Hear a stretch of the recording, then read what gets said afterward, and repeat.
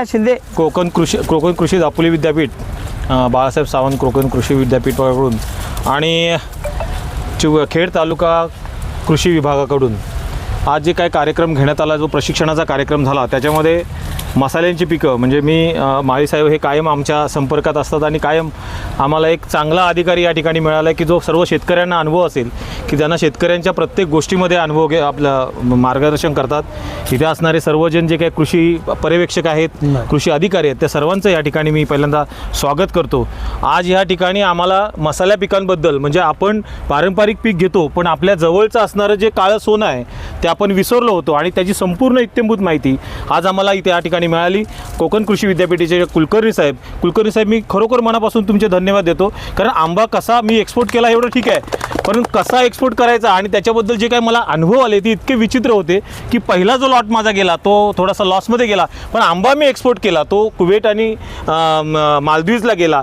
त्याबद्दल आत्ता जी तुमची जी माहिती मिळाली ती माझ्यामध्ये खरोखर खूप सर्व शेतकऱ्यांसाठी खूप फायदेशीर आहे.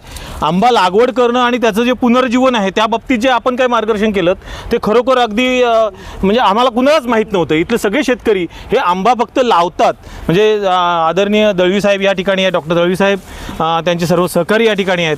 तुमच्या सर्वांच्या सहकार्याने या आज जे काय आम्हाला मार्गदर्शन मिळालं याचा उपयोग येणाऱ्या काळामध्ये आम्ही Khed Konkan agro farmer producer company म्हणून आम्ही स्वतःच एक ठरवलेलं आहे की आमचं गाव हे मसाल्याचं गाव व्हावं म्हणून आम्ही संकल्प केलेला आहे. आणि कदाचित माळी साहेबांच्या मागे आम्ही अनुष्का मोहिते मॅडम आहेत त्यांच्या मागे असतो, काटमोरे साहेब आहेत त्यांच्या मागे असतो आणि आता सरांनी आम्हाला दिलेलं आहे दळवी साहेबांनी की मी तुमच्या गावी येतो आणि तुम्हाला त्याचं मार्गदर्शन करतो.